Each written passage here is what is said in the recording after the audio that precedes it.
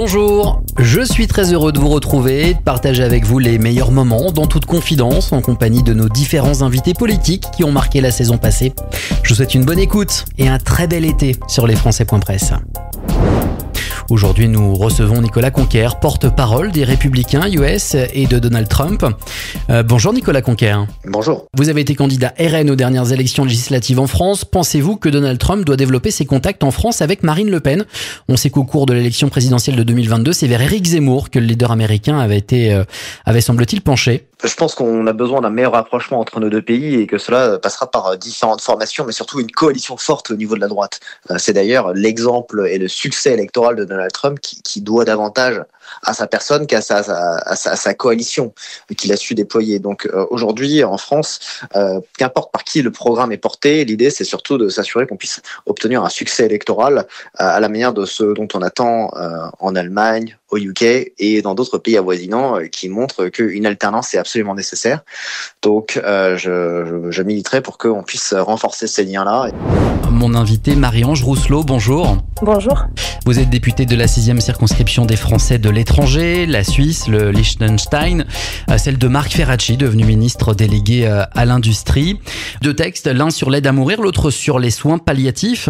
On en a moins parlé. Que contient ce texte sur les soins palliatifs ? Quelles avancées contient-il ? À partir de lundi, on examinera deux textes. À la base, en juin 2024, c'était un seul texte et il a été décidé de scinder ces deux textes. D'un côté, les soins palliatifs et de l'autre côté, l'aide active à mourir. Les soins palliatifs apportent des grandes avancées et puis surtout fait un consensus extrêmement large qui est quand même assez inédit dans la configuration parlementaire actuelle et je pense que c'est important de le souligner. Les soins palliatifs ouvrent un droit opposable aux soins palliatifs parce qu'aujourd'hui, on a uniquement 50% des patients éligibles qui bénéficient de ces soins. Et donc, il y a un vrai effort qui est avec un consensus global de toute la représentation parlementaire sur la nécessité de mieux accompagner les patients en fin de vie. Pour rappel, les soins palliatifs, ce sont l'ensemble des solutions thérapeutiques, mais également de l'accompagnement psychologique et social pour accompagner un patient dans la fin de sa vie et lui éviter des souffrances et des complications. Aujourd'hui, nous recevons Vincent Corre, député de la 3e circonscription des Français de l'étranger. On dit qu'on fait sa place à l'Assemblée nationale sur des textes et vous êtes l'un des co-rapporteurs d'une proposition de loi visant à sortir la France du piège du narcotrafic. Quels sont les principaux enjeux de la lutte contre la criminalité organisée ? Il y a une procédure d'urgence sur ce texte. Pourquoi cette procédure d'urgence ?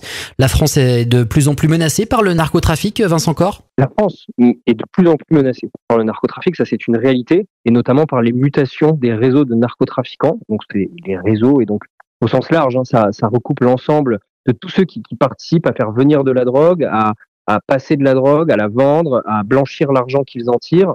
C'est pas uniquement les gens qui font du petit deal au bas d'un immeuble. Là, on cherche d'abord et avant tout, avec ce texte, à s'attaquer aux grands réseaux criminels, à la criminalité organisée. Elle est souvent déployée sur plusieurs pays, avec des commanditaires souvent à l'étranger, dans des États qui coopèrent peu en matière de justice, qui utilisent des technologies ou des applications avec lesquelles nos services de police ont du mal à enquêter. Donc le but de ce texte, vraiment, c'est de pouvoir redonner des moyens à nos policiers et gendarmes pour qu'ils puissent enquêter mieux et plus rapidement face à ces réseaux donc qui ont énormément d'argent, peuvent corrompre nos agents publics, qui ont énormément de moyens, qui sont très, on va dire, dans une capacité permanente d'adaptation. Donc c'est vraiment une réalité que l'on cherche à mieux comprendre et donc à réarmer l'État face à ces gangs criminels. Notre invitée aujourd'hui, Samantha Cazebonne, bonjour. Bonjour. Sénatrice des Français établis hors de France, membre du groupe Rassemblement des démocrates, progressistes et indépendants au Sénat. Vous êtes chez Renaissance pour votre attachement politique. La mesure, elle concernerait les pensions des professeurs et des enseignants du réseau de l'AEFE.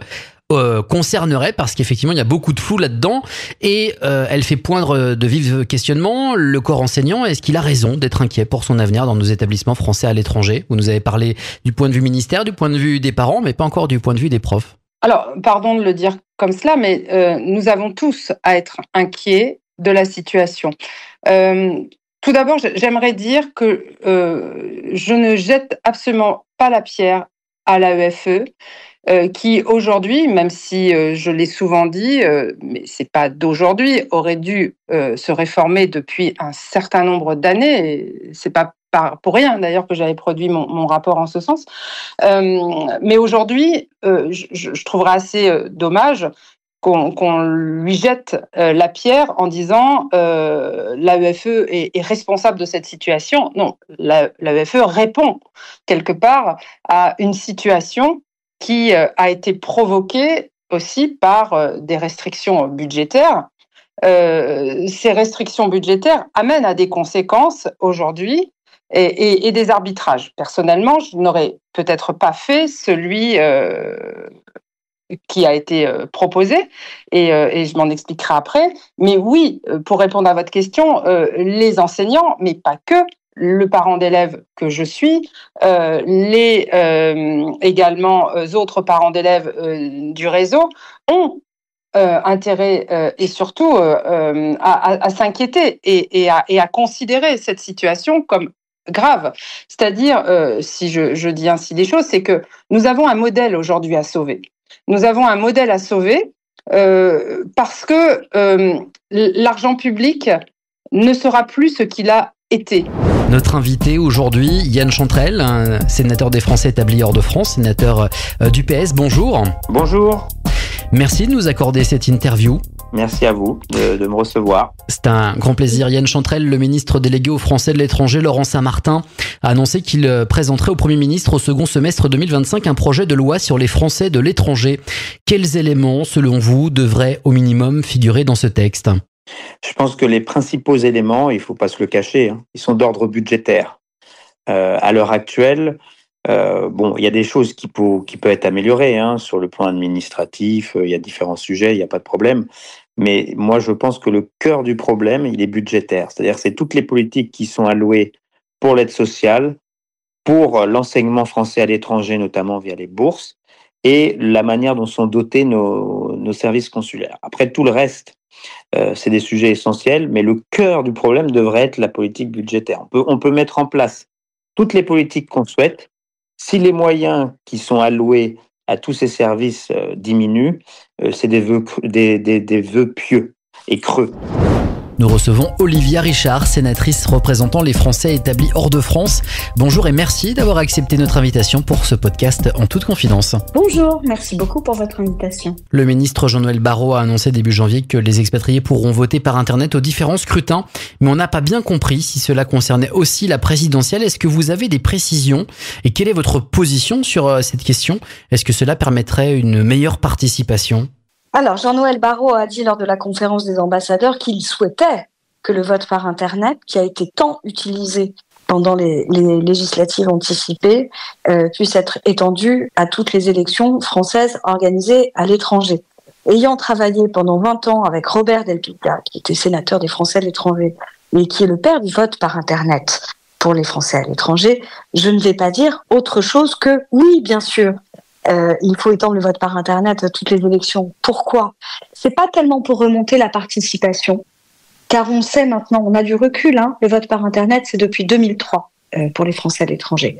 C'est pas tellement pour remonter la participation, car on sait que les gens votent lorsqu'il y a un enjeu.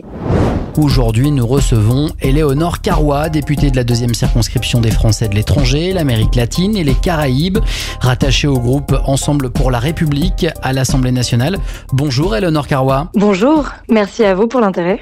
Et justement, notre intérêt, il se porte sur cette proposition de loi, cette PPL que vous avez déposée avec un autre député, Karim Benchek, pour renforcer les droits et les services publics des Français établis hors de France. Avant d'aborder le contenu du texte, vous êtes du bloc central de la majorité présidentielle. Votre collègue est les écologistes. Est-ce que la cause des Français de l'étranger est transpartisane ? Est-ce que les clivages politiques sont dépassés sur ce sujet avec cette PPL ? Oui, absolument. Et ils doivent l'être parce que je pense que le plus important, c'est vraiment de défendre les Français de l'étranger dans leur ensemble. Déjà, de faire parce qu'il y a encore trop de clichés qui circulent sur les Français de l'étranger. Ils sont trop souvent perçus par l'extrême droite et à l'extrême gauche comme des exilés fiscaux, des personnes qui auraient fui leur pays, alors que c'est tout le contraire. Ce sont des personnes qui sont très attachées à leur pays et qui veulent justement garder ce lien avec la France. Et cette PPL, c'est le fruit d'un travail de longue date. Karim Bencher et moi avions eu notre élection annulée suite à un problème du vote électronique et nous avions déjà, lors de ce mandat, ce premier mandat, commencé à travailler travailler sur les droits, mais aussi les devoirs des Français qui résident hors de France. Et donc, c'est l'aboutissement de ce long travail que cette PPL. Et moi, je suis ravie parce que le Bloc central, avec le ministre des Français de l'étranger, travaille aussi sur un texte. Et donc, l'idée, c'est d'avoir le texte le plus complet possible qui prenne en compte toutes les réalités. Parce qu'évidemment, c'est pas la même chose d'être Français de l'étranger si vous habitez en Europe que si vous êtes, comme les Français que je représente, à 10 000 ou plus kilomètres de la France. Aujourd'hui, nous recevons Gabriel Richard Molard, premier secrétaire fédéral de la Fédération des Français de l'étranger du PS.